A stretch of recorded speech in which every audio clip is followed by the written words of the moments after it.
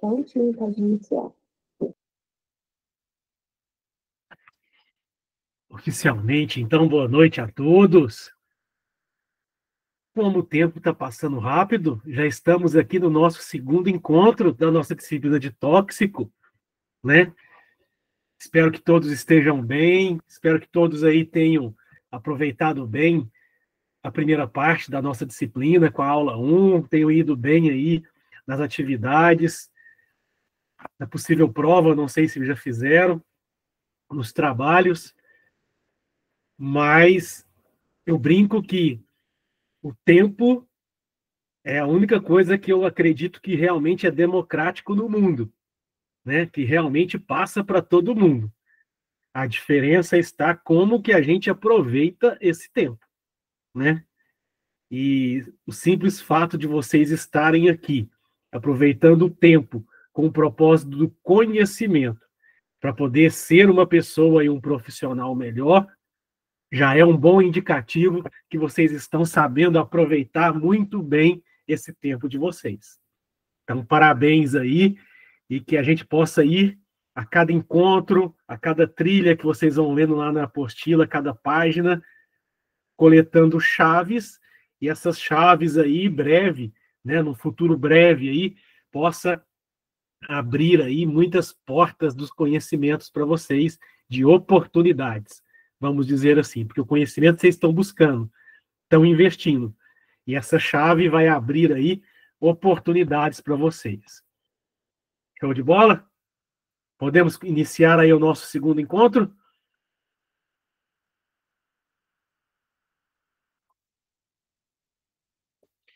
Então, aula passada, a gente caminhou, falou um pouco sobre os conceitos básicos da toxicologia, né? Falamos aí a diferença entre alguns processos correlacionados com a toxicologia, e hoje a gente vai já iniciar a nossa aula, fases da intoxicação. Ou seja, a toxicologia, lembrando da semana passada, eu tenho uma substância química, interage com o meu sistema biológico, e dessa interação com o meu sistema biológico me dá um efeito adverso, ou seja, um efeito indesejável, um efeito deletério, um efeito adverso, um efeito tóxico. Efeito tóxico sempre é efeito adverso, ok? É aquele que não é esperado e que não traz benefício nenhum. Ele é um efeito adverso. E aí a gente vem agora, então, nesse quesito. Fases da intoxicação. Como que eu vou chegar a um ponto de estar intoxicado, né, com alguma substância química que interagiu com o meu corpo? Então, a gente divide as fases da intoxicação em 4 fases, né?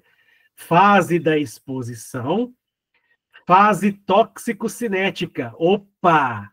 Cinética, movimento. Então, o movimento do agente tóxico no meu corpo.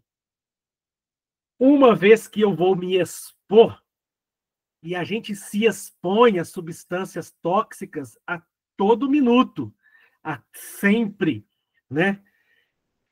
Uma vez que essa substância entrou no meu corpo, como que vai ser a distribuição dela? Onde que ela vai ser metabolizada? Onde que ela vai ser excretada, né?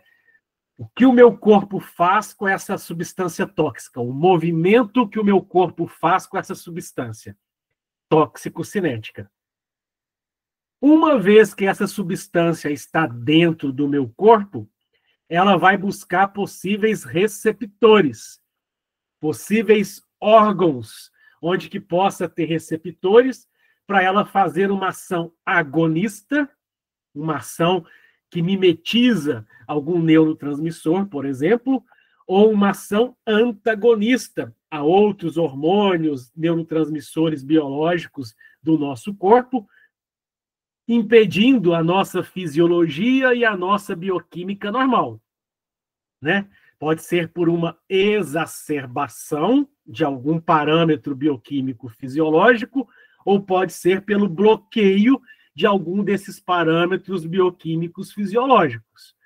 Mas essa interação, o mecanismo, como essa substância interage com o nosso corpo, dinâmica, ação e reação lá na física. Então, como é a ação e como é a reação do meu corpo ao agente tóxico no meu corpo? Mecanismo de ação. Aí a gente vem com a fase tóxico-dinâmica. E a partir do momento que essa substância interage e eu já começo a ter sintomas, né? Aí é a fase clínica. Se eu já começo a demonstrar sintomas dessa intoxicação, já vem para a gente o que a gente chama a fase clínica, né?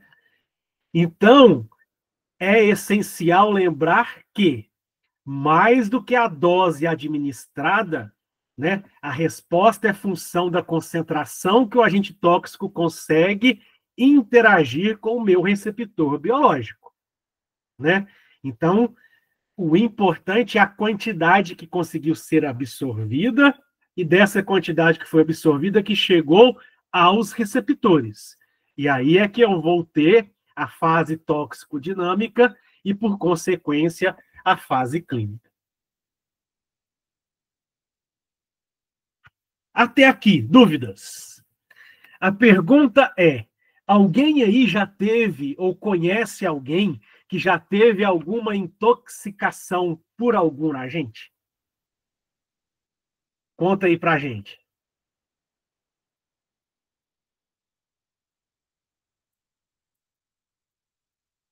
Larissa, Lidiane, Lucélia, Netinha, Norton, Rafaela, Tainara. Conta aí pra gente quem de vocês já teve ou conhece, alguém contou, né? Aquela velha brincadeira, né? É o meu amigo ou o meu vizinho, né? Larissa Reis. A minha afilhada é a Larissa Reis, hein? Coincidência aí.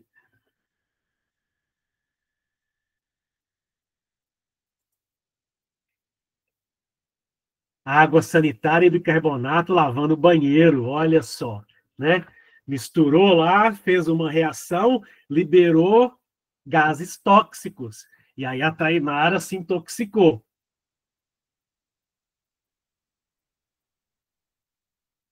É o clássico da intoxicação no banheiro, esse daí.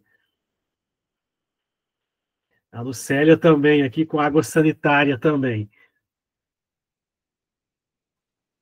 Boa noite, tudo bem? Boa noite, Lidiane, tudo bem? E você? Então, eu já presenciei uma situação, né? Uma colaboradora que a gente trabalhava junto, água sanitária com álcool. É uma loucura. Precisou até Aham. levar ela para o PA. Foi um caso assim Exatamente, bem, porque o bem álcool ali é muito complicado. volátil, então ele carreia, né, os gases tóxicos do cloro, exatamente. É, e acontece basicamente de início nisso que a gente comentou aqui, ó. É no ambiente doméstico, no ambiente de trabalho, né, que a gente está. E a primeira fase que a gente tem é essa, é como que a gente se expõe, né? E como a gente tem que pensar em termos de segurança do trabalho, né? Como eu vou orientar, como eu vou liberar e como eu vou cobrar que aquele colaborador use o EPI de forma correta. Use ou o EPC lá da área esteja funcionando de forma correta, né? Então, ele parte por um princípio. A gente está exposto o tempo todo a substâncias tóxicas. No ambiente ocupacional, indiscutível que as pessoas estarão expostas a agentes tóxicos. E aí o nosso papel é como eu vou proporcionar que essa pessoa se expõe, diminuindo o risco, e que fique dentro de um limite de aceitação que traz segurança, tanto ocupacional, tanto humana, tanto de correlação. Eu sempre brinco em termos de segurança do trabalho, que é o seguinte: as pessoas saíram de casa com saúde. E a gente precisa devolver as pessoas para casa com a mesma saúde, porque tem gente lá esperando por elas. E aí, vou pegar aqui exemplo meu, de funcionário que na época que eu trabalhava em indústria farmacêutica, recebeu o EPI, foi para a área e não estava usando devidamente o EPI. Eu virei para ele e simplesmente falei: se você não gosta de você, azar o seu. Mas pensa que tem alguém esperando você voltar para casa do jeito que você saiu. E da forma como você está fazendo aqui, não é a empresa, beleza? É você que não está cuidando de você para que possa retornar para casa. Pensa que é muito ruim alguém na sua casa receber uma ligação que você está indo para o hospital e o pior, entender que não foi uma negligência sua, propriamente dizendo. Não faz sentido ou não? Ok? Estamos expostos o tempo todo, sem dúvida nenhuma. Ok? A gente precisa como se expor com segurança, já que a gente precisa do trabalho, já que aquela pessoa precisa do trabalho. E às vezes a gente, como técnico de segurança do trabalho, como supervisor, coordenador de área e assim por diante, é orientar para que ela desempenhe dentro de um papel de segurança, né? Então, nessa fase de exposição, é a fase de contato com o agente tóxico, com essa substância química que tem a capacidade de interagir com o meu sistema e me causar algum malefício bioquímico fisiológico. Ok? Então, a gente precisa estar atento aqui. A via ou local de exposição. Foi via pulmonar, foi via dérmica, foi via trato gastrointestinal, né? Qual a duração e a frequência? Ah, foi apenas uma? Então, duração aguda? Ah, não. Todo dia ele se expõe a essa substância? Por exemplo, um etilista. Todo dia ele vai lá tomar aquela garrafinha dele de etanol. É uma frequência crônica, né? Ele se expõe todos os dias. Lembrando que os efeitos agudos podem ser diferentes dos efeitos crônicos. Nesse caso aqui, ó, simplesmente que eu falei do etilista, um efeito agudo, depressão do sistema nervoso central, sonolência, não conseguia alimentar, dormir. Beleza. Agora, frequência crônica de exposição. Posso ter a cirrose. Lá como consequência da fase clínica, a cirrose, por exemplo. Né? Outro detalhe, principalmente pegando a gente aqui como técnico de segurança do trabalho, como profissional, alguém lá passou mal. Você vai se preocupar quem é o agente que está causando o mal ou preocupar em retirar aquela pessoa da área? Primeiro passo. A nossa preocupação sempre tem que ser a pessoa. E o primeiro passo sempre é tirar, pensando numa possível intoxicação, retirar da área de exposição. Mas aqui a gente precisa ter um cuidado. Quem aí já andou de avião, né? Quando fala no avião lá, é o mesmo critério. Quando a máscara cair, coloque primeiro em você para depois na outra pessoa. Porque você primeiro precisa estar sóbrio, seguro. Então é a mesma coisa. Se você vai entrar em uma área que está com suspeita de exposição a um agente tóxico, você primeiro precisa se proteger. Seja usando EPIs que cobrem o corpo todo, por exemplo, se for um agente biológico, por exemplo, como um vírus, uma bactéria, máscara de gás, dependendo se a exposição lá dentro é o gás, entrou na área protegido como gás, já vai abrindo as janelas para poder já o gás dissipar e assim por diante. Mas sempre Primeiro proteja você e, na sequência, você tem que retirar da exposição aquela pessoa que está sendo afetada. Depois você preocupa, né? Se foi ela que usou uma substância química, se é no ar mesmo, o que é. Mas, no primeiro momento, você precisa preocupar em socorrer sinais vitais da pessoa que está sendo acometida. Então, nessa fase de exposição, beleza? É o contato com o agente tóxico, propriamente dito, beleza? E a pessoa que vai fazer o socorro, primeiro precisa se assistir em termos de EPI, em termos de APC, para depois socorrer a outra pessoa. Faz sentido ou não? A Larissa falou que já intoxicou com formol, trabalhava, né, com progressivas, exatamente. Muita gente já passou por isso, né? E hoje em dia, não só progressiva. Quantas pessoas se intoxicaram com aquele gel, né? O gel lá que utilizava.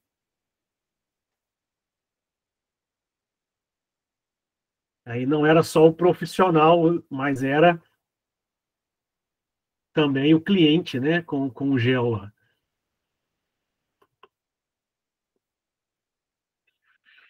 Então, via o local de exposição, sem dúvida nenhuma, para toxicologia, a principal via que os agentes tóxicos entram no nosso corpo é o trato gastrointestinal.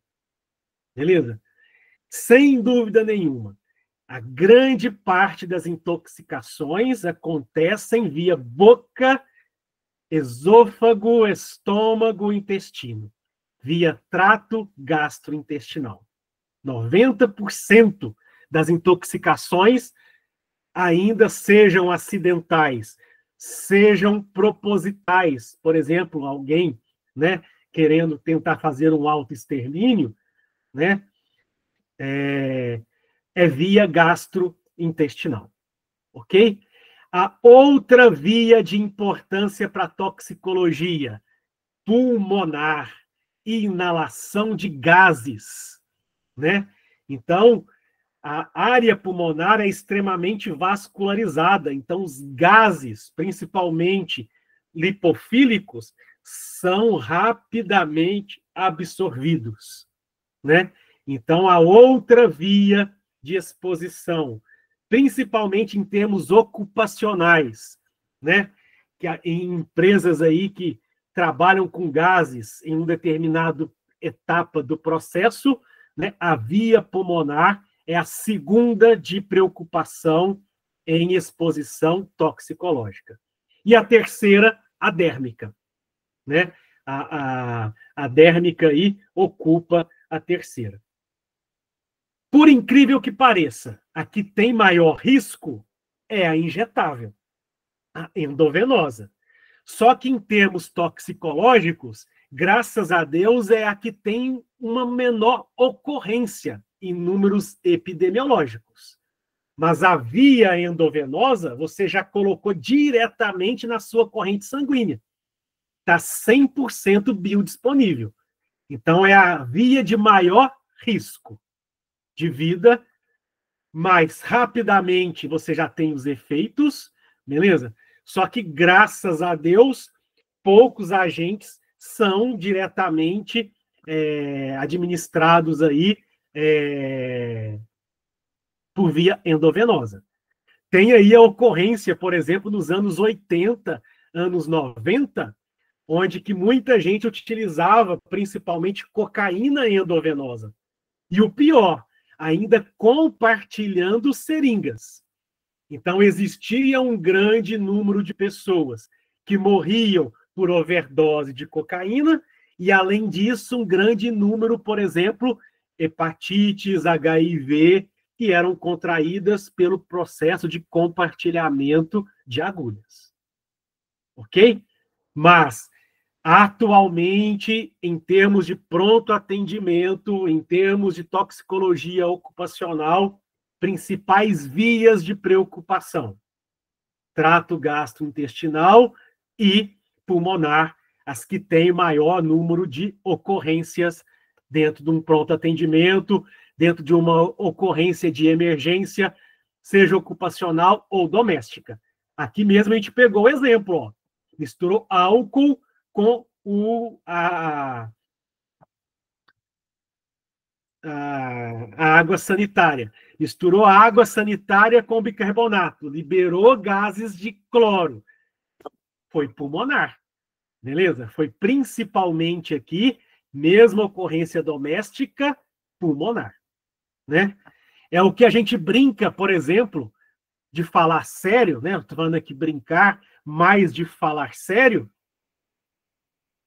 Boas práticas de laboratório. Quando a gente tem aquela primeira aula de química prática, de biologia prática, a primeira coisa que está lá, no laboratório não se cheira, não se experimenta, não se passa nada, né? E a mesma coisa tem que ser na casa da gente, no ambiente de trabalho da gente, substâncias estranhas, substâncias que a gente trabalha, a gente nunca passa no corpo, a gente nunca cheira, beleza? Porque podem ter ou podem ser agentes tóxicos e que pode ter aí uma ocorrência nesse sentido, né?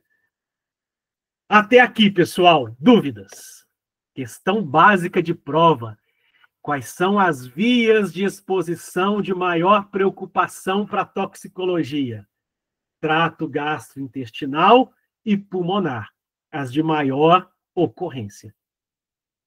Até aqui, dúvidas?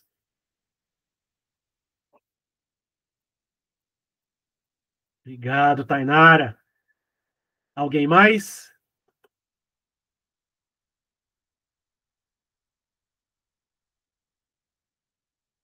Dentro das fases de exposição, eu posso ter aquela exposição rápida, única, beleza? Em 24 horas. Eu falo que é exposição aguda. Então, aqui eu posso ter um efeito agudo, beleza? Uma dor de cabeça, uma irritação da pele, uma falta de ar imediata, né? Isso é muito comum no que a gente chama exposição aguda. E aí vem depois, opa, eu agora estou exposto de 24 horas a um mês. Eu agora tenho o que eu chamo exposição subaguda. Agora eu me expus de um mês a 3 meses. É o que eu chamo exposição subcrônica.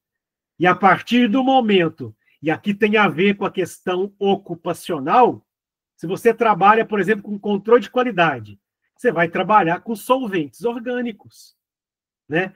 Se você trabalha com mineração, você vai trabalhar ali no processo de separação do minério. Então, a sua exposição é todo dia de trabalho.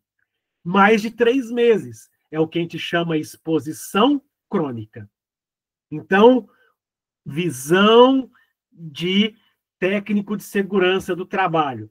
Eu preciso ter como é a exposição aguda e aquele meu paciente, aquele meu trabalhador que no ambiente ocupacional se expõe de forma crônica. Qual é o melhor EPI, qual é o melhor EPC para diminuir o risco de exposição crônica daquele meu trabalhador, né? Eu tenho que olhar isso daí. Então, a exposição crônica é aquela que ele se expõe ao agente tóxico mais de 3 meses. Então, ambiente de trabalho, nítido isso, né? Que ele vai aí buscar, tentar se expor com o máximo de segurança todos os dias do seu trabalho, né? É importante ressaltar que a redução do efeito provocado pelo aumento da frequência só ocorre quando, né? Eu ajudo a eliminar mais rapidamente do meu corpo, né? Então, se eu tenho um mecanismo de diminuir a absorção e mecanismo de aumentar a eliminação mais rápida do meu corpo, é diminuir a exposição. É o que eu preciso, ok? O efeito tóxico pela substância é parcial ou total, beleza? Vai depender do quanto eu me expus e de quanto eu não consegui eliminar ele do meu corpo. É proporcional a isso, ok? O aumento da frequência geralmente é proporcional aos efeitos crônicos. Quanto mais eu me exponho, maior é a quantidade de efeitos que eu possa ter. E cada vez mais grave, vamos dizer assim, né? Geralmente os efeitos crônicos são muito mais drásticos, são muito mais graves do que os efeitos agudos, né? É aquilo que eu brinco, né? É, uma vez você se expõe, é um efeito leve. Todo dia você se expõe com risco, diminuindo segurança, é um efeito crônico. E aqui a gente tem que ter muito cuidado em termos de saúde e segurança do trabalho, principalmente em orientar, porque a pessoa, por incrível que pareça, beleza? Ela sabe que aquilo é tóxico para ela, mas ela usa um senso que ela fala acontece com os outros e não acontece comigo. Essa confiança demasiada, vamos supor assim, né, coloca ela em risco e só ela não percebe que ela está em risco. E a gente, muitas das vezes, como técnico de segurança do trabalho, tem que puxar a orelha assim para poder dizer para ela: cuidado, tem gente te esperando voltar para casa. E o jeito que você está fazendo não é seguro. Verdade ou mentira? Quem aí já passou por alguma situação dessa em termos de fase de exposição? Em termos de chamar o amigo, né? Eu falo que o verdadeiro amigo no ambiente de trabalho é aquele que vai chegar do seu lado e falar: coloca o EPI. Opa, coloca a máscara, coloca a touca, coloca o uniforme. Beleza? Já lavou as mãos corretamente? Você estava mexendo ali com substância tóxica? Ele não está pegando no seu pé. Você tem que entender que ele gosta de você. Ele está te orientando porque você passou por um processo de risco de exposição. E todas as vezes que ele te chamou isso, é te chamando a atenção porque ele gosta de você. Faz sentido ou não? Aí, ó, legal. A Tainara já fez isso e já foi orientada aí por outros colegas de trabalho pelo mesmo sentido. Essencial isso, pessoal. Essencial, né? Eu brinco que se a gente impedir na exposição ou reduzir o risco de expor, a gente não tem as outras fases, porque o agente tóxico não entrou no nosso corpo. Então, como técnico de segurança do trabalho, né, o nosso propósito inicial é atuar preventivamente na fase de exposição, para diminuir os efeitos ou impedir as outras fases da intoxicação. Aqui é o nosso principal objetivo: atuar em especial na fase de exposição. Atuar na fase tóxico-cinética, tóxico-dinâmica e fase clínica é porque já entrou o agente tóxico no nosso corpo. Ele já está atuando, ok? O que eu quero é impedir que ele entre no nosso corpo, seja no ambiente doméstico, seja no ambiente ocupacional. A nossa preocupação tem que ser impedir ou reduzir o risco da exposição. Aqui que eu quero a ação de vocês enquanto técnicos de segurança do trabalho. Verdade ou mentira?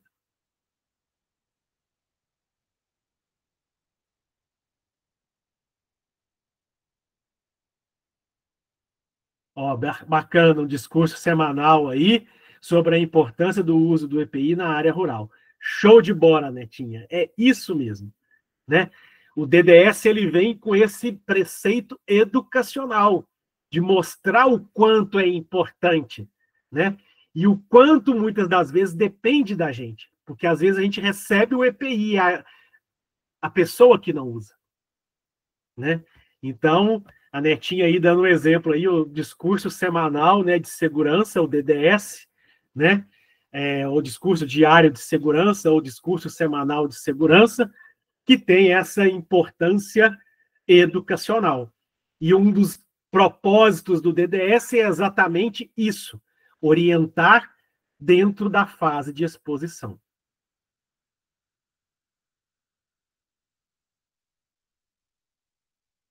Vai arrumar alguma coisa no carro, ou soldar, ou algo mais. Exatamente. O exemplo começa dentro de casa, Tainara. Tem que ser assim mesmo. Né? É o que eu brinco, por exemplo. Muitas das vezes você tem ali uma caixa onde que você guardou algumas coisas que há muito tempo não usa. Usa máscara na hora de manipular aquela caixa que você vai limpar ou retirar alguma coisa lá que tem muito tempo, né? Ah, vai fazer que seja aquela faxina na casa, usa máscara, beleza? Porque realmente tem muito material particulado, muita poeira. E ali, junto com a poeira, você tem tanto agente químico quanto agente biológico pegando carona, né?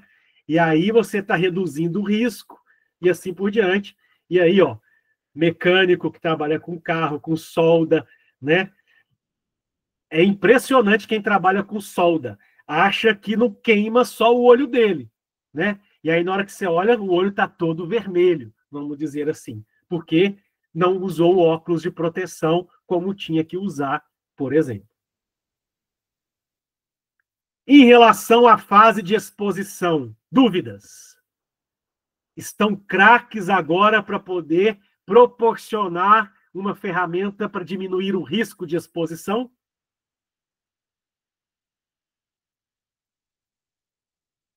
Sim ou não?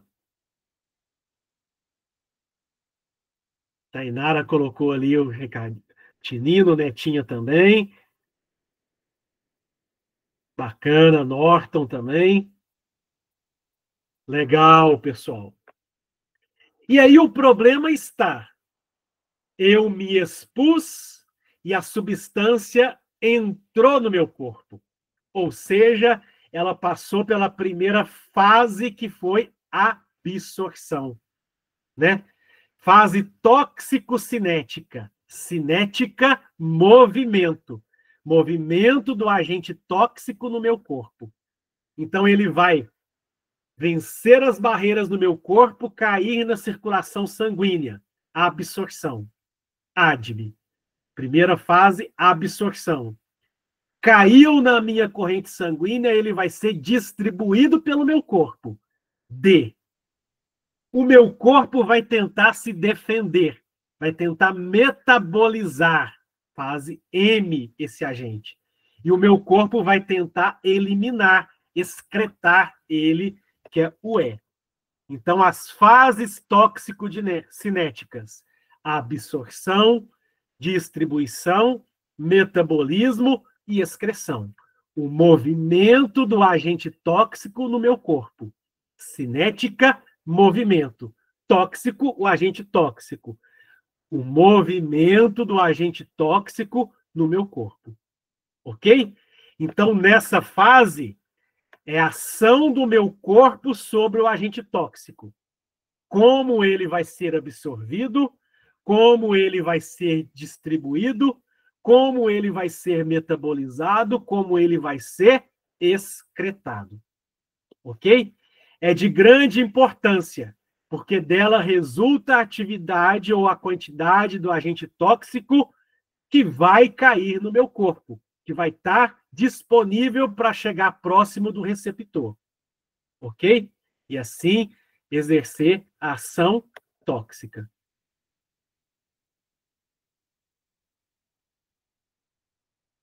Então, essa fase tóxico-cinética ela é constituída pelo ADME. Absorção, distribuição, metabolismo e excreção. Ok?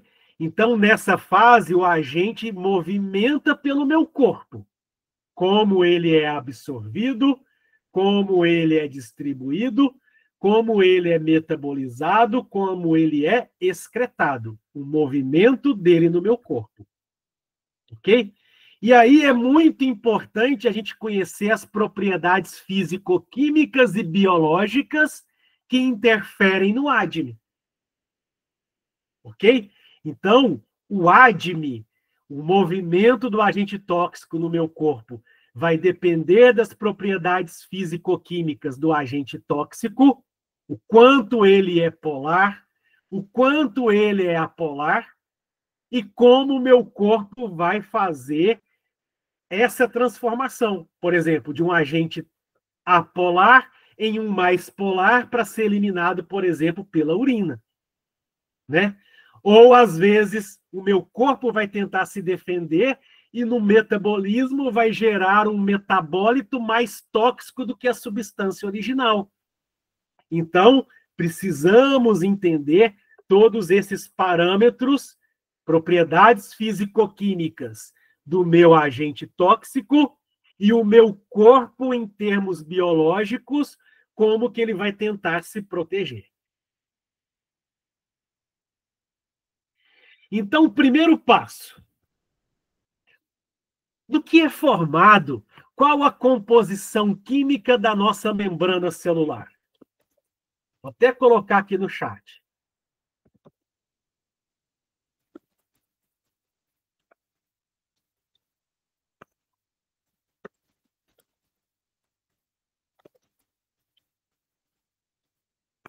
Qual é a composição química da nossa membrana celular?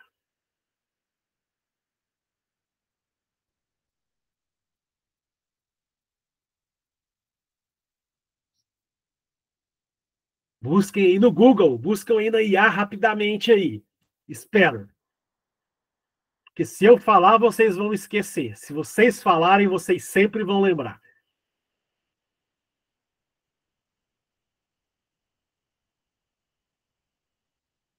Qual é a composição química aí da nossa membrana celular?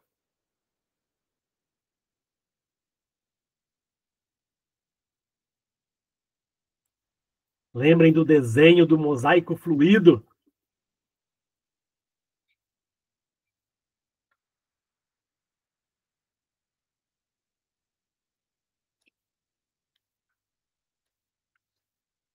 Ó, tô esperando, tem que chegar alguma coisa aí para defender vocês, hein? Que eu falo que esse tempo de espera é que vocês estão digitando. Mas podem usar também o microfone.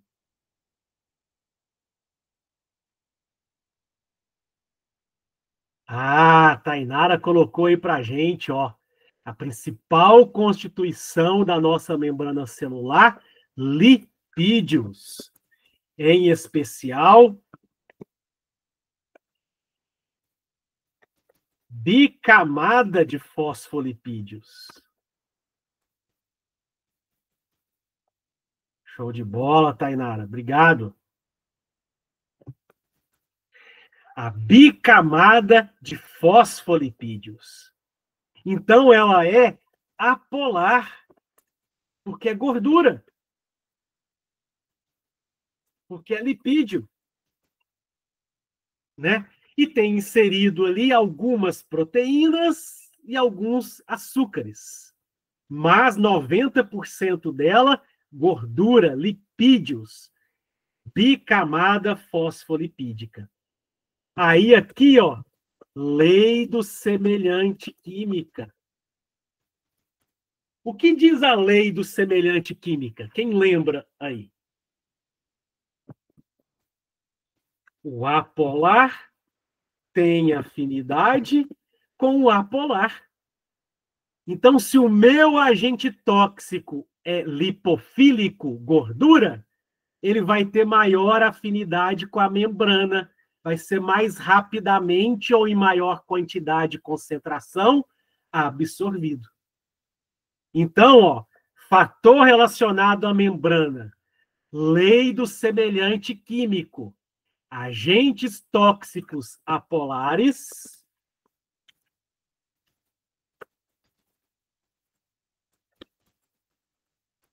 são mais absorvidos, tanto em quantidade quanto em velocidade. Faz sentido ou não? Agora, se o meu agente tóxico é mais polar, hidrofílico, ele vai ter que pegar carona com a proteína que está inserida na membrana. Então, é na hora que o poro da proteína abrir.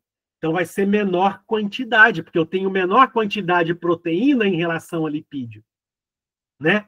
Então, por isso que 90% da minha membrana, fosfolipídios, gordura.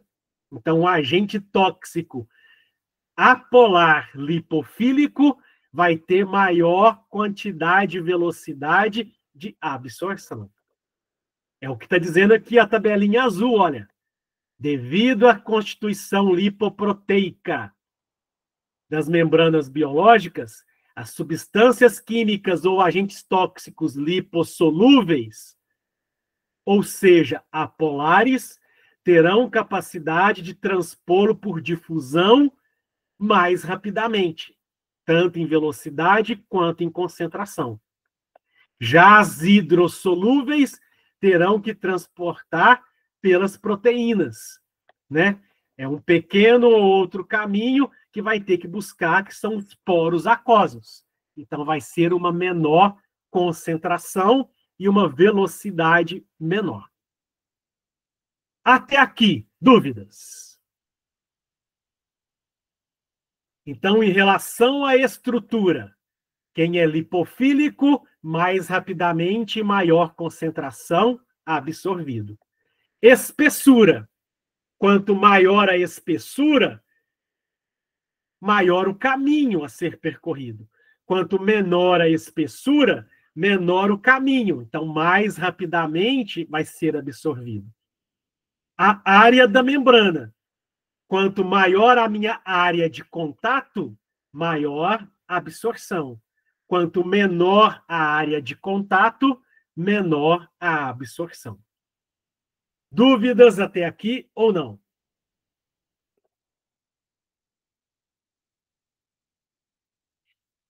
Dúvidas aqui ou não?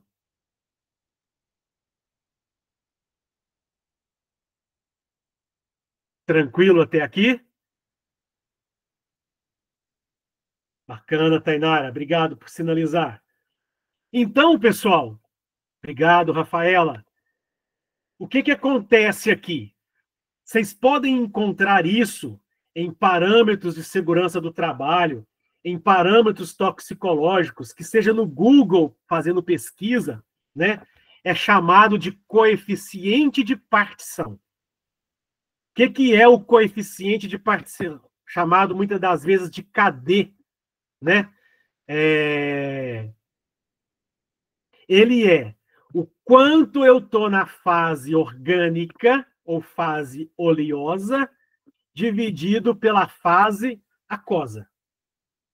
Então, é a concentração que o meu agente ocupa na fase orgânica ou oleosa, lipofílica, dividido pela fase aquosa. Ou seja, quanto maior o meu KD, meu coeficiente de partição, mais lipofílico. Porque a fase orgânica está no numerador. Quanto menor for o KD, mais hidrofílica.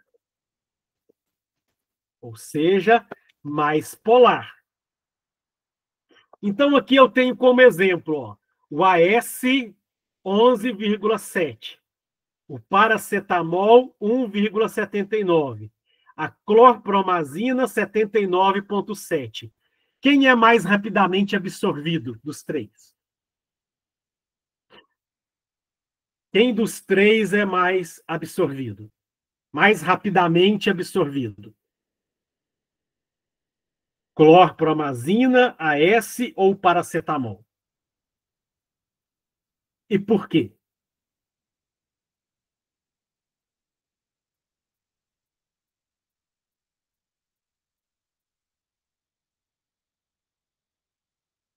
Quanto maior o valor do meu KD, a Tainara colocou como interrogação. Quanto maior o meu KD, mais lipofílico, mais tendência à fase orgânica, à fase oleosa. Se é mais lipofílico, mais rápida a absorção, maior a concentração de absorção. Então, aqui, quem tem o maior KD, 79,7, vamos trocar a interrogação por uma exclamação, Tainara. Clorpromazina, coloca aí. Maior KD, mais lipofílico, maior velocidade de absorção, maior concentração de absorção. Show de bola! Isso aí. Se quiser, escreve o porquê aí agora. Ajuda todo mundo. Quanto maior o KD, mais lipofílico, maior absorção, maior velocidade de absorção, maior toxicidade nesse sentido. Até aqui, dúvidas?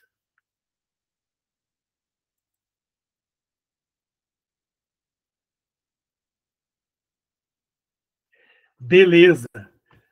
Outro fator que ajuda no processo de absorção. Deixa eu pegar aqui a caneta. Vamos supor aqui que eu tenha um fármaco ou uma substância tóxica AB. Ela é uma molécula AB. E aí, num determinado momento, dependendo do pH, ela vai ionizar. Aí ela vai liberar A+, mais B-. Ou seja, ela pode, ou eu me expor a ela, na forma não ionizada, que é AB, ou na forma ionizada A+, mais B-. Aí eu vou colocar aqui agora no chat, ó. A forma não ionizada, a forma não ionizada, eu estava escrevendo errado aqui, tende a ser lipofílica. Se é lipofílica, maior absorção. E a forma ionizada dessa substância tende a ser mais hidrofílica. Opa! Hidrofílica, incompatibilidade com os lipídios da membrana. Então, menor a absorção. Coloquei no chat também para poder lembrar. Ó.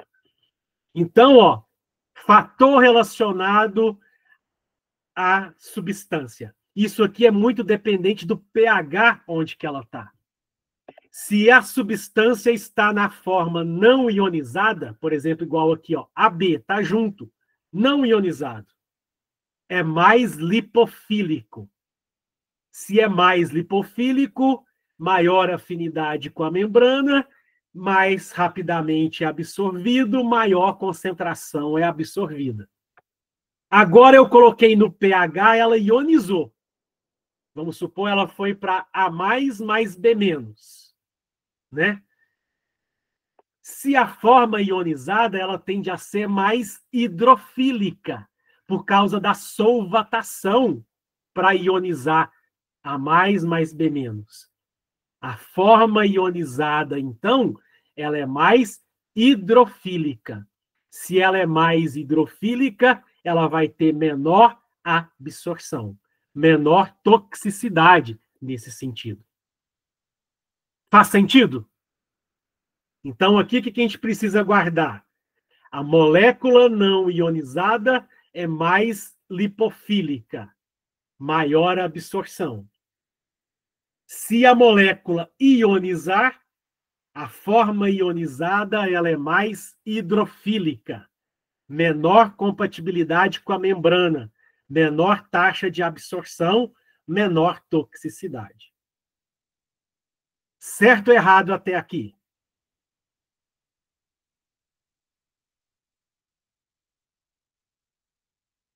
Beleza, Tainara. Quem mais? Beleza, Norton. E essa ionização, pessoal, ela é pH dependente.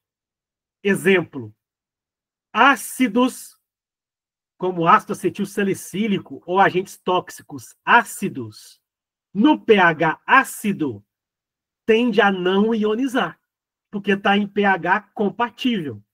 É quase a lei do semelhante. Substância com teor ácido em pH ácido é não ionizado, mais lipofílico, maior absorção. Substância básica ou alcalina em pH ácido ioniza, menor toxicidade, mas no pH básico ou alcalino tende a não ionizar. E aí fica mais lipofílico, maior absorção. O ácido, quando vai para o pH básico, ioniza. Então, menor absorção, porque fica mais hidrofílico. Então, a ionização ela é pH dependente. Ácidos em ácidos, não ioniza. Mais lipofílico, mais tóxico. Básico em pH básico, não ioniza. Mais lipofílico, maior absorção, maior toxicidade. Certo ou errado até aqui?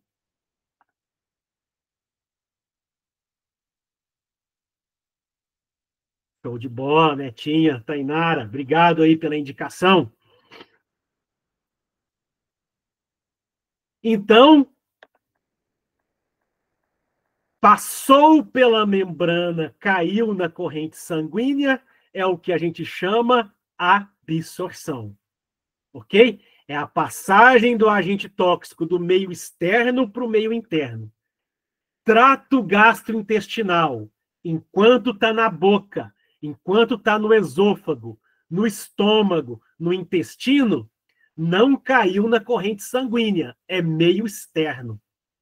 O trato gastrointestinal ainda é meio externo. Passou pela membrana celular, ou seja, foi absorvido, caiu na corrente sanguínea, aí já está dentro do corpo. Então, a absorção é a passagem do agente do meio externo para o meio interno. É passar a membrana celular e cair na corrente sanguínea. Isso é o processo de absorção. Ok? Existem 3 tipos de absorção mais importantes para a toxicologia. Foi o que a gente falou. Qual é o tempo de absorção para a corrente sanguínea? Isso vai depender, Norton, de cada agente, de cada substância. Vou te dar aqui exemplo como fármacos. Comprimido de dipirona. Ele está em comprimido, fase sólida.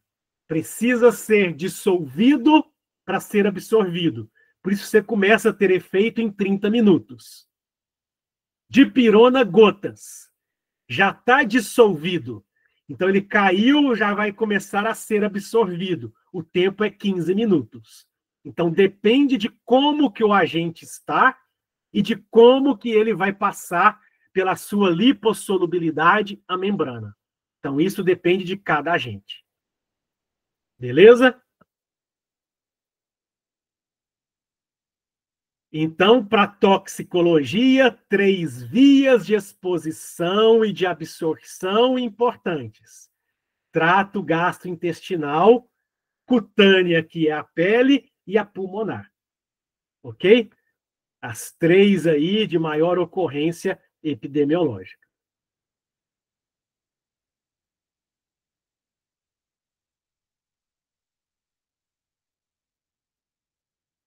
Aqui são coisas que eu já falei, né? Depende de cair e ser passar a membrana para poder cair na corrente sanguínea.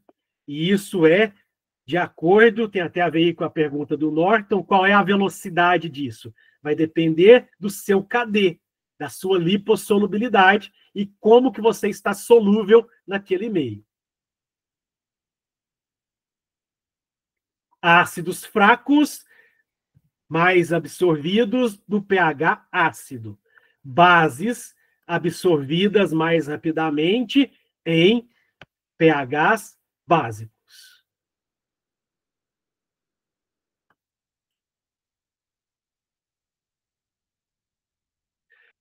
Aí existe aquela situação, tem a ver até com a pergunta do Norton. Olha só, se o agente é rapidamente absorvido, não vale a pena você fazer lavagem gástrica.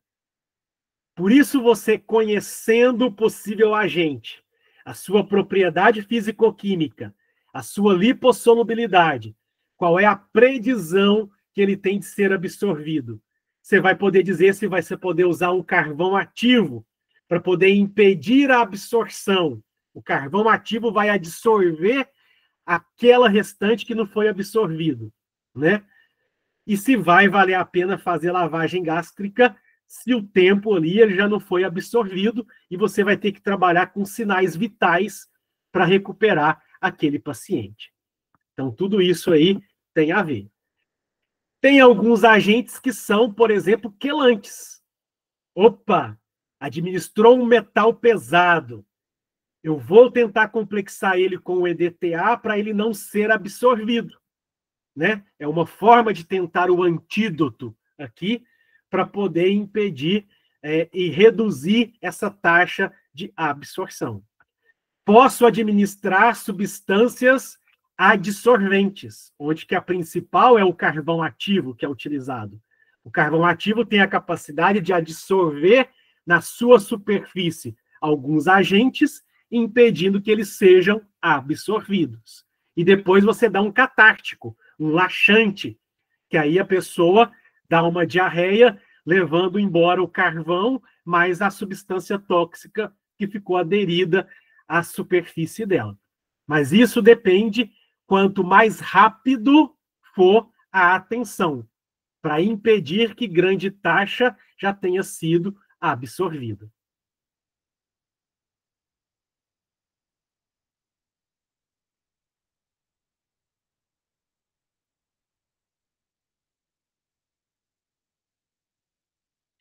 Outro detalhe, né? Foi o que eu falei aqui, ó.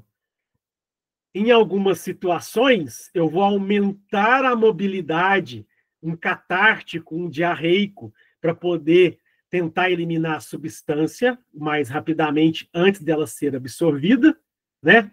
Mas sempre isso é apoiado a um adsorvente para poder ter uma maior eficiência.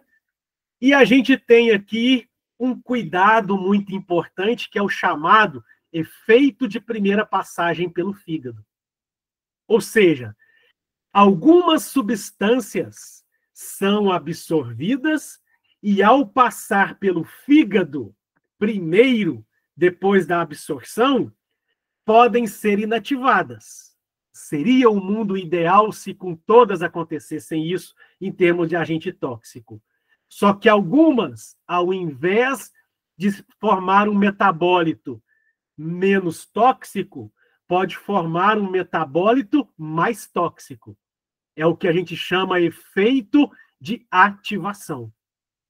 Um exemplo que aconteceu isso, não sei se vocês vão lembrar, a cerveja Baker, né? Aquela cerveja que matou algumas pessoas. O dietilenoglicol, quando passava pelo fígado, formavam dois ácidos mais tóxicos do que o dietilenoglicol inicialmente. E esses dois ácidos quebravam o pH sanguíneo. E aí muitas pessoas morreram por desnaturação de proteínas que circundam pelo sangue, né? Porque ali você desnaturou pela acidez essas proteínas e enzimas que estavam circulando pelo sangue. Então, o efeito de primeira passagem, pensando em toxicologia, ele tem que ser crítico, porque ele tem que ser olhado pelos dois princípios. Se ele está inativando, ótimo. Mas se ele estiver ativando, ou seja, os metabólitos são mais tóxicos do que a substância original, né? Então, isso coloca em maior risco a pessoa.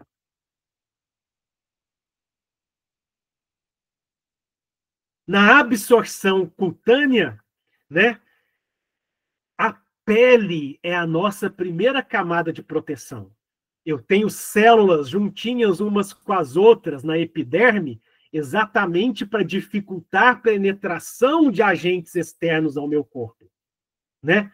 Uma vez que a minha barreira foi quebrada, por exemplo, por algum machucado, por alguma outra substância, né? Ou eu inserindo na derme algum agente, eu estou perdendo essa proteção, né? E aí começam a ficar mais rapidamente absorvida, porque as outras camadas depois da epiderme já têm vasos sanguíneos, que favorece a absorção, né? Então, a nossa pele, quanto mais íntegra ela estiver, mais seguro é o nosso processo de impedir que agentes tóxicos entrem no nosso corpo através da pele, através da via cutânea. Outro parâmetro importante, parâmetros fisiológicos, né? Por exemplo, o homem tem uma camada maior de pele, a mulher uma camada menor, né? As gestantes têm uma hidratação cutânea diferente das não gestantes, né?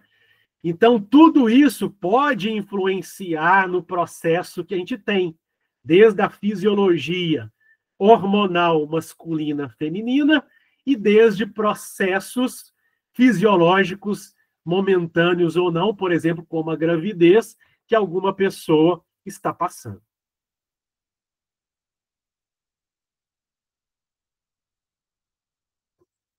A outra via que a gente falou que é a via pulmonar, né? Também de grande preocupação para a questão ocupacional, para a questão toxicológica em relação a determinados agentes que podem ser dispersos em aerodispersóis, em gases, né? E a área pulmonar ela é muito grandemente vascularizada e ali a absorção já é direta, já cai diretamente na corrente sanguínea. Não vai nem para o efeito de primeira passagem, né? O efeito de primeira passagem acontece muito pelo trato gastrointestinal, mas na via pulmonar já vai direto para a corrente sanguínea, sem passar pelo efeito de primeira passagem, né? Então a via pulmonar ela tem essa grande preocupação que pode absorver aqui gases, vapores, partículas sólidas dispersas em líquidos, né? Aí é onde que a gente brincou aqui de falar sério aquela hora. Vai limpar a casa? Vai mexer ali com poeira? Né? São partículas sólidas dispersas ali, onde que agentes tóxicos e bactérias, fungos, estão pegando carona ali com aquela partícula sólida. Use a máscara. Se proteja. Reduza o risco. Né? A função pulmonar ela é maior na gestante, porque ela fica mais ofegante para poder respirar. Então, ela tem uma maior exposição pulmonar. Pode absorver mais facilmente agentes tóxicos na fase de gravidez, né? Enquanto que quem não está grávido, menor. O movimento cardíaco, o batimento cardíaco na gestante é maior. Isso favorece maior trocas gasosas, maior taxa de absorção. Então, as condições fisiológicas que está naquele momento pode influenciar também.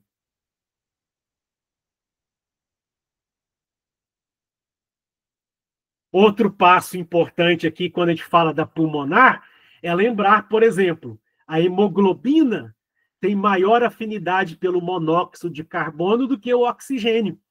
Então, se você tiver numa área fechada, com um carro ligado, é monóxido de carbono que está indo ali junto com o CO2.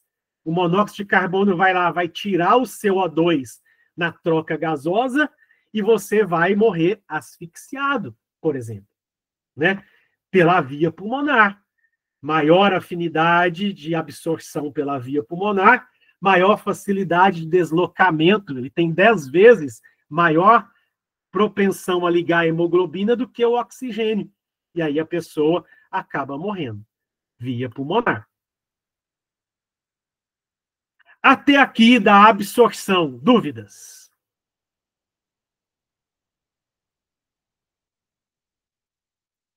Até aqui dessa parte de absorção. Dúvidas?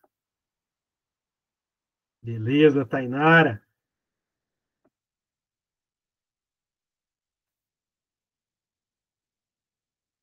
Caiu na corrente sanguínea, vem a distribuição, né? Então, aqui agora, quanto maior for o meu fluxo sanguíneo, quanto maior for o meu bombeamento cardíaco, maior ou mais rapidamente esse agente tóxico vai ser distribuído pelo corpo. Grande vantagem. A gente tem algumas barreiras que, de certa forma, o nosso corpo tenta nos proteger. Barreira hematoencefálica, para que alguns agentes tóxicos não consigam chegar ao cérebro, que é extremamente sensível. Barreira hemato-retiniana, para poder impedir que alguns agentes tóxicos nos causem cegueira, né, atingindo o olho. Barreira placentária, muitas das vezes aí, impede que muitos agentes tóxicos cheguem ao embrião, cheguem ao feto, cheguem ao bebê, para impedir má formação, teratogenicidade, ou questão abortiva, ou algum outro dano que possa causar durante a gestação. Então, a gente tem alguns pontos de defesa do nosso corpo, mas também temos, por exemplo, quando o agente tóxico é muito lipofílico, ele tende a depositar nos adipócitos, nas nossas gordurinhas. E aí ele pode sendo liberado aos poucos, causando toxicidade aos poucos, vamos dizer assim. Quanto maior o meu fluxo sanguíneo, maior a probabilidade de ser absorvido, maior taxa também de ser distribuído, né? E ele vai tentar buscar aquele receptor naquele órgão onde que ele tem maior eleição, maior número de receptores, para ele poder se ligar e causar o efeito tóxico que ele tem, né? Então, a distribuição através do organismo ocorre de maneira não uniforme, ela depende da afinidade com os tecidos, ligação com as proteínas plasmáticas para poder, como se diz, enganar o nosso sistema imunológico e ele permanecer mais tempo biodisponível, armazenamento em tecidos adiposos, por exemplo, e algumas barreiras que nos protegem dentro desse sentido. Até aqui, dúvidas?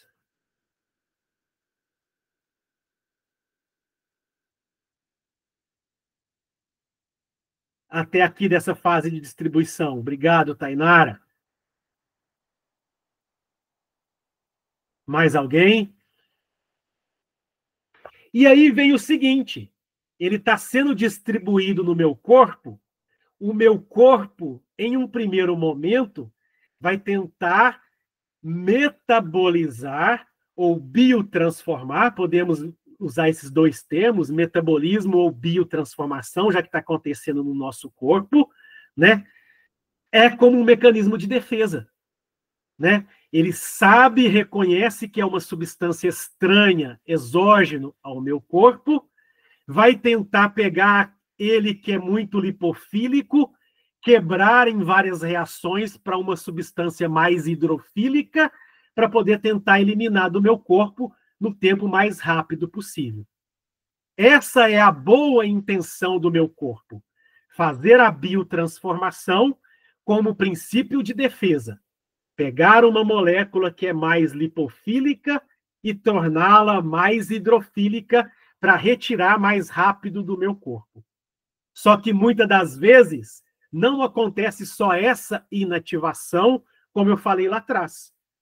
Nesse metabolismo hepático, nesse metabolismo renal, muitas das vezes pode acontecer a ativação. O metabólito ser mais ativo, mais tóxico do que a substância original. Aí é o que eu chamo metabolismo de ativação. Então, a biotransformação ela pode acontecer de duas formas. Metabolismo de inativação. Os metabólitos são mais inativos ou menos tóxicos do que a substância original, ou o metabolismo de ativação. Os metabólitos têm uma toxicidade igual ou maior do que a minha substância original. Ok? Mas, como princípio, a biotransformação ela teria uma natureza de nos defender. A natureza físico-química do meu metabólito formado é que muitas das vezes é mais tóxica do que a minha substância original.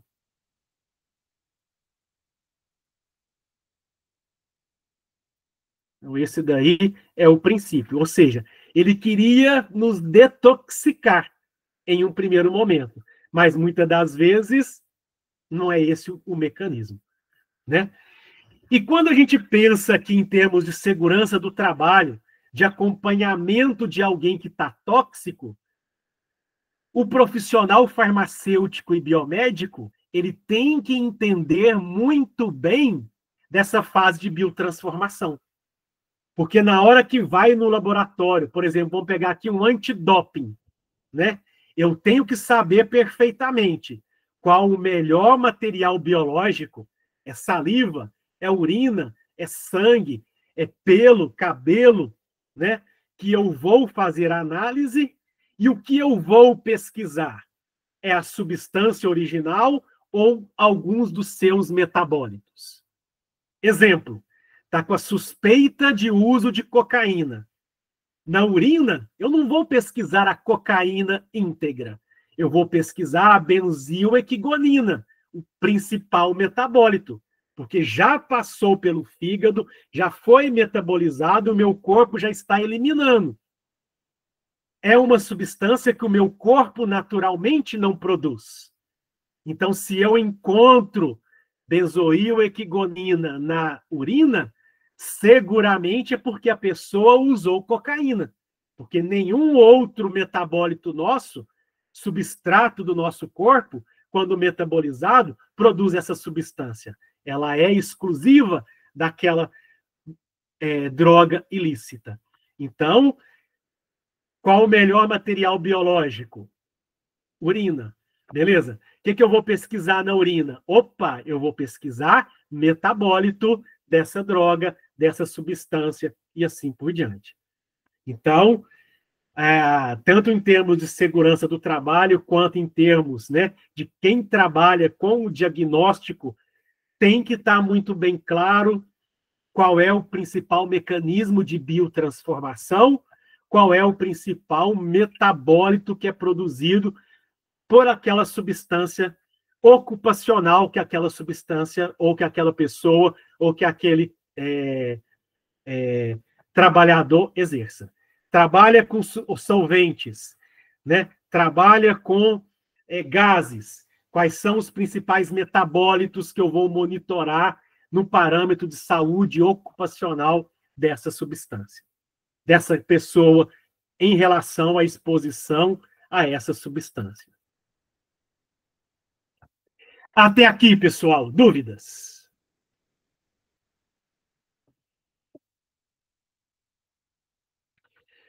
Uma vez que passou pelo processo de metabolismo, né, eu quero agora retirar de vez essa substância do meu corpo.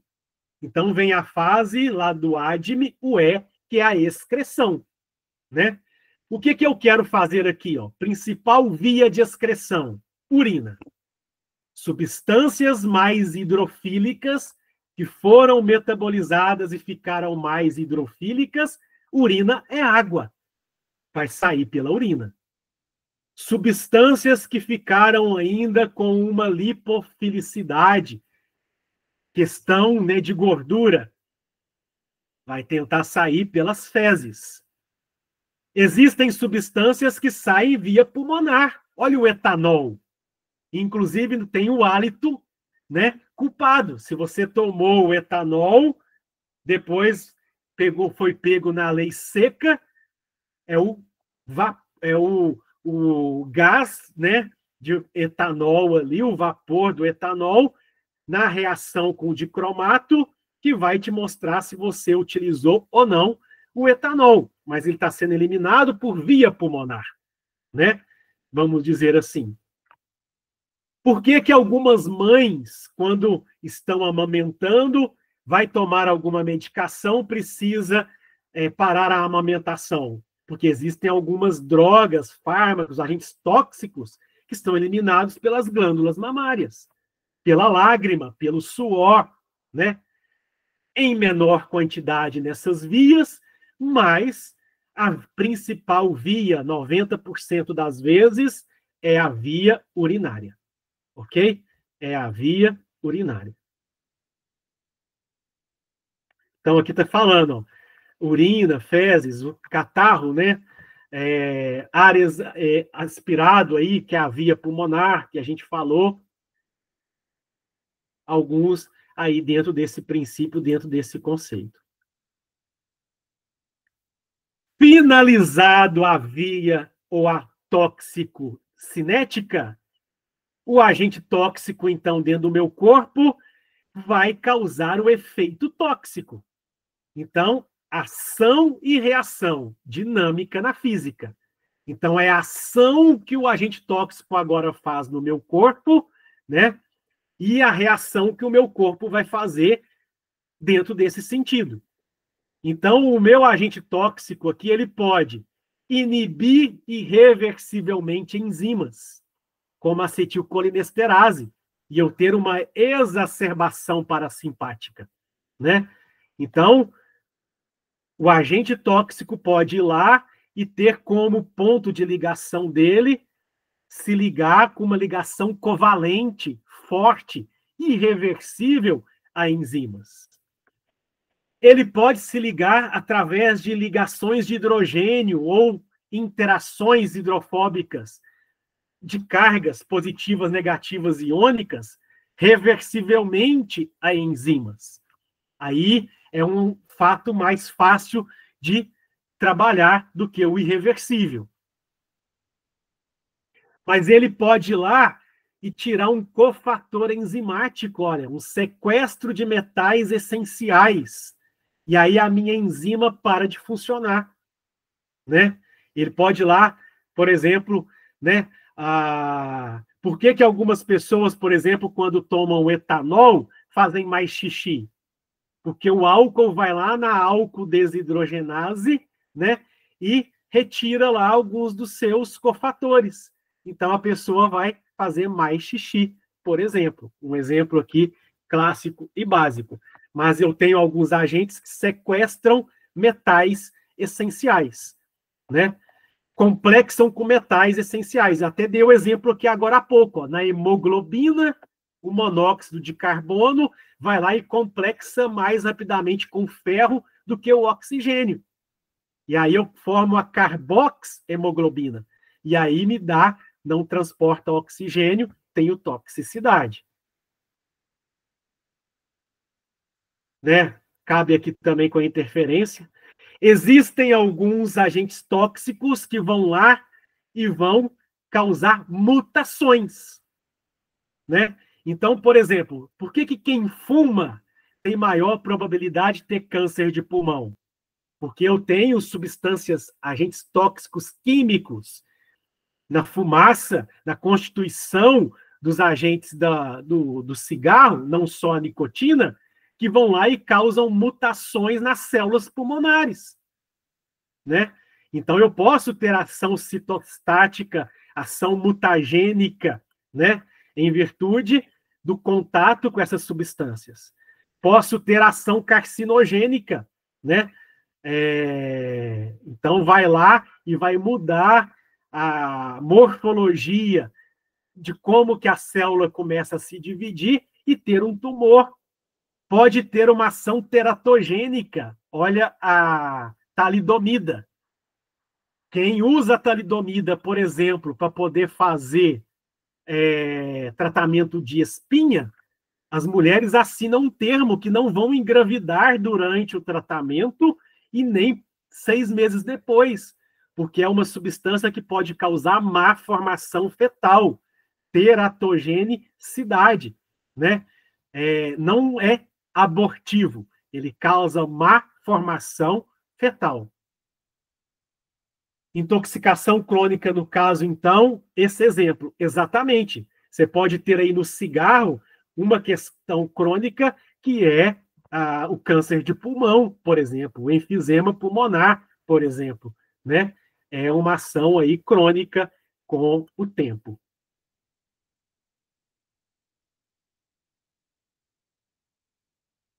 Pode causar aí interferência nos neurotransmissores. Eu posso tanto exacerbar quanto bloquear. Um exemplo clássico aqui, ó, benéfico, o Botox, a toxina botulínica. Ele impede aqui, ó, a liberação pré-sináptica da acetilcolina. Então, você reduz a contração. Então, aí você tem a ação do Botox, por exemplo, aqui, que é uma toxina extremamente grave, de forma intradérmica, não tem risco, mas se você ingerir em pequenas doses, ela já pode causar graves neurotoxicidades e matar, né? Então, é extremamente grave aí. Eu posso ter uma ação local, uma irritação local do meu tecido, ou eu posso ter uma ação sistêmica em todo o meu corpo, né? Até aqui, pessoal, dúvidas? Então, tóxico-cinética, movimento que o agente tóxico faz no meu corpo. Tóxico-dinâmica, a ação ou mecanismo de ação que o agente tóxico vai fazer no meu corpo. Até aqui, dúvidas? Sextou?